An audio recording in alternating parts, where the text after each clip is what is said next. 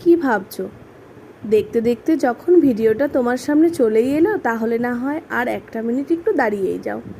আজ রান্না করেছি একটু পোলাও মহারানি, আর একটু রান্না করেছি পোলাও সাথে পনির দিয়ে আলুর দম। ঠিক দেখো তো কেমন লাগছে। আর নিজের জন্য যখন কোনো কিছু একটু সাজিয়ে গুছিয়ে নেওয়া যায়, তখন আর কারই না ভালো লাগে বলো তো।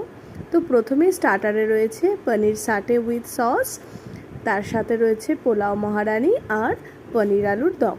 তো সম্পূর্ণ রেসিপিটাই আজকে করেছি হচ্ছে কি পনিরটাকে মাথায় রেখে, সব কিছুর মধ্যে একটু পনিরের ছোঁয়া দিয়েছি আজ।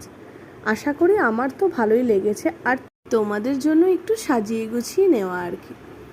তো আমার তো বেশ ভালোই লেগেছে, তোমাদের কেমন লাগলো আমাকে জানাতে কিন্তু অবশ্যই ভুলো না। আমাকে অবশ্যই জানাবে তোমাদের কেমন লাগলো।